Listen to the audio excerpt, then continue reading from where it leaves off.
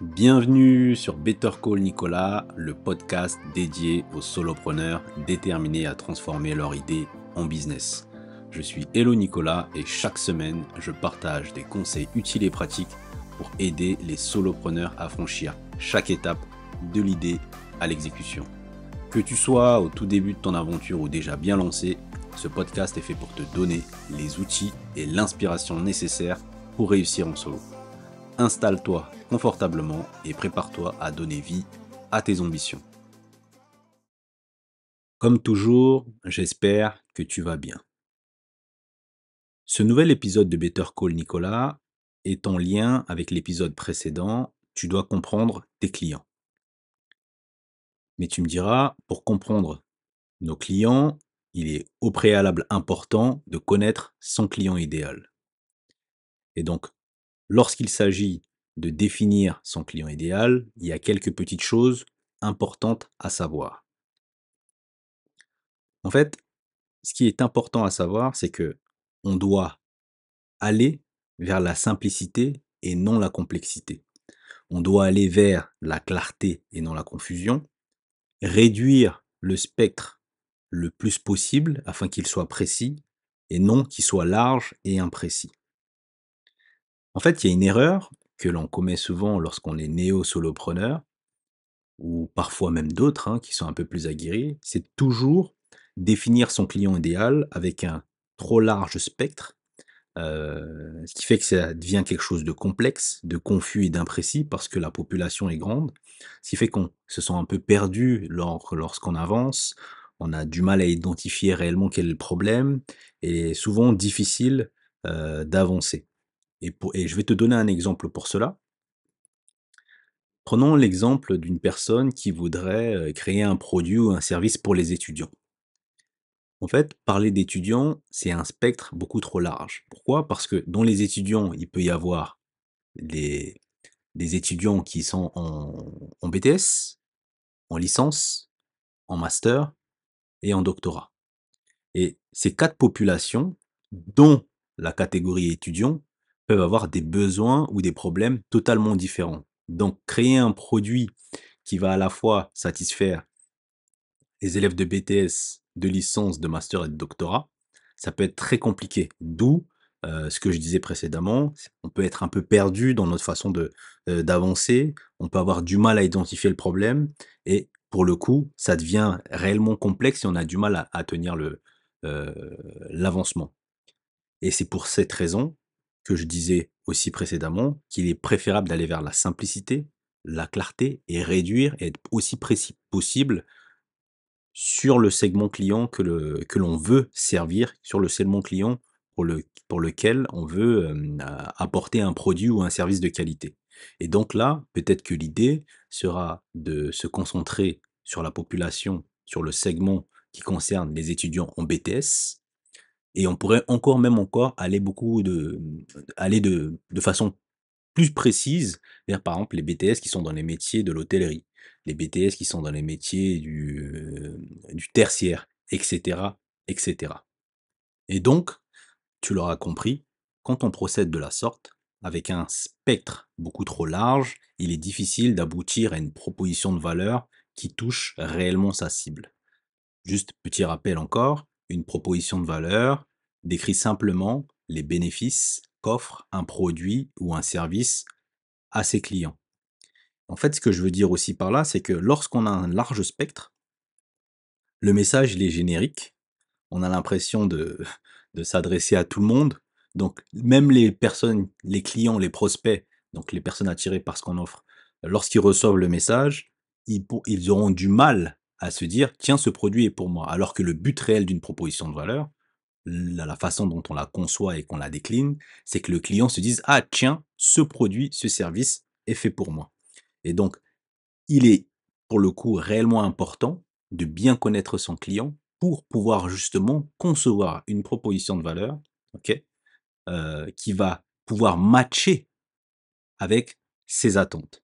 Maintenant que j'ai dit ça, tu sais toi en tant que solopreneur ce que tu dois faire. Tu dois commencer par une population bien précise, ton client idéal.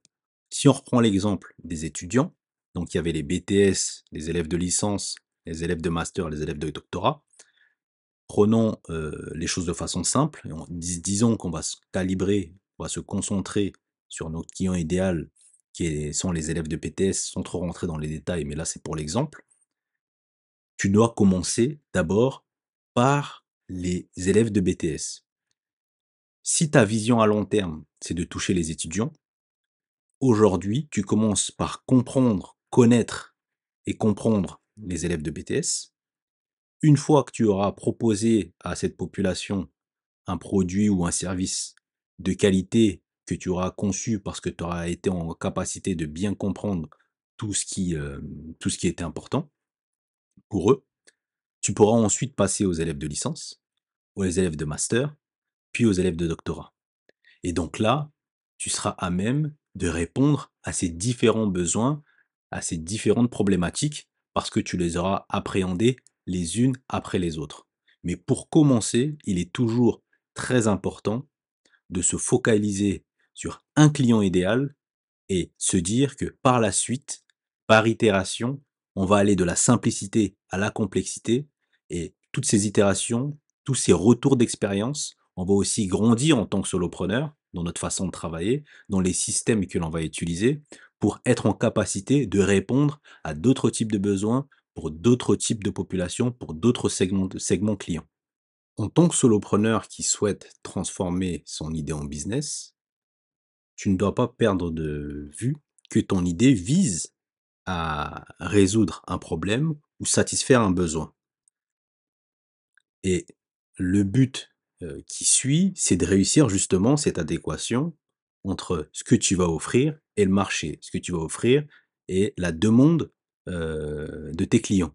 Et j'ajoute que lorsque tu connais ton client idéal, c'est beaucoup plus simple de rentrer en contact avec lui parce que comme tu l'as bien défini, bien conçu, lorsque tu échanges avec une personne sur certains types de sujets qui aussi ou qui sont autour de ton idée ou de ce que tu souhaites mettre en place, bah, tu sais tout de suite si c'est ton client ou pas ton client. En fait, ça ôte beaucoup de questions, ça ôte beaucoup de d'incertitudes dans ta tête. Ça lève, ça lève le voile pour le coup finalement et donc pour le coup, ce client-là, lorsque tu le rencontres, tu vas voir que c'est bien plus accessible. Tu auras pas ces mêmes problèmes que tu peux avoir lorsque tu as un segment trop important où tu vas trop te poser de questions sur est-ce qu'il en a vraiment besoin? Alors que là, ça devient quelque chose de très clair. Je connais mon client idéal parce que c'est un étudiant de BTS, il est ceci, cela, il a tel âge, et voilà ses habitudes de consommation, voilà où il est situé géographiquement. En fait, quand tu le rencontres, tu sais que c'est lui. Et donc pour le coup, tu es plus à même de comme, bah, quand tu le rencontres, tu sais que c'est lui, donc dans l'échange aussi, tu vas pouvoir, glaner pas mal d'informations, mieux le comprendre. Tu vas savoir si pour, quel est son, quel est son niveau de consommation. Ça veut dire ça va t'aider dans la tarification de ton produit ou de ton service. Parce que tu sais que les élèves de BTS, ils ont peut-être parfois pas trop les moyens, alors qu'un élève de doctorat, il aura peut-être beaucoup plus de moyens qu'un élève de BTS. En fait, ça va t'ôter beaucoup de questions, qui peuvent t'empêcher d'avancer et c'est ce que je disais un peu, au début de l'épisode où, quand, c'est trop imprécis, trop large, trop confus, on peut perdre le fil, on a du mal à avancer parce qu'on a du mal à identifier le besoin, on a du mal à en fait, voilà, et comme je m'exprime là à l'instant, j'ai du mal à trouver mes mots. Bah, quand c'est imprécis, quand c'est complexe, quand c'est confus, bah, on a du mal à avancer et on a du mal à avoir les idées claires sur la façon dont on doit, faire les choses, tout simplement. Et donc, surtout au début, en tant que solopreneur, l'important, je le répète, c'est la simplicité, la clarté, aller sur une population réduite, bien précise, pour bien la connaître, bien la comprendre, avancer de façon itérative en menant différents échanges avec justement cette population, avec ce client idéal pour, lui proposer le meilleur produit pour lui, pour son besoin. Et après, tu pourrais aussi me poser la question, bon en fait, j'aimerais, j'aimerais me concentrer sur les étudiants, mais en fait, les BTS, les élèves de licence et les élèves master et les élèves de doctorat m'intéressent, mais je ne sais pas vers qui commencer. Et donc là, mon conseil, il est simple. Tu vas vers la population qui est la plus susceptible d'acheter ce que tu as à offrir. Parce que le but d'une entreprise, c'est d'être rentable. Si tu penses que servir les élèves de doctorat qui ont certainement plus de moyens que les élèves de BTS sera mieux pour ton entreprise et pour le coup, tu préfères allouer ton temps, ton énergie et ton argent à concevoir un produit, un service pour eux, vas-y, fais-le. Et en fait, il faut jamais oublier que c'est le bon sens qui prime. Et tu peux te dire aussi que les élèves de doctorat, c'est certainement la population la plus susceptible d'acheter parce qu'elle a plus de moyens que les autres. Et c'est aussi celle que j'ai envie de servir. C'est aussi celle qui a la problématique ou un besoin à satisfaire avec lequel je suis le plus en phase.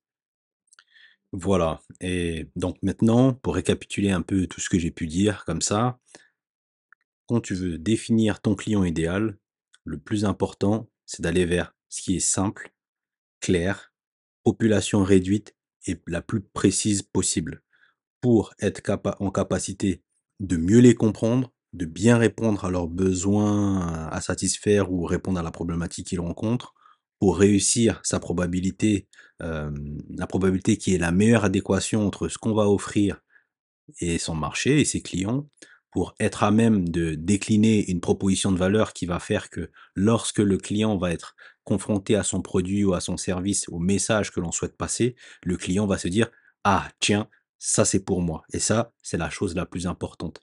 Parce que si le client se dit ça, c'est qu'on a bien compris quel était son besoin et qu'on a bien défini son client idéal. Merci d'avoir écouté cet épisode jusqu'au bout. J'espère que tu as trouvé les conseils utiles et pratiques. Si tu as apprécié l'épisode, abonne-toi, like, laisse un commentaire et surtout, partage ce podcast avec d'autres solopreneurs qui pourraient également l'apprécier. N'oublie pas, l'innovation est à portée de main même pour les plus petites entreprises. C'est en repensant ton offre que tu peux faire la différence et créer quelque chose d'unique. On se retrouve la semaine prochaine pour un nouvel épisode et en attendant, continue à croire en tes idées et à travailler pour les transformer en succès. C'était Nicolas. Ciao!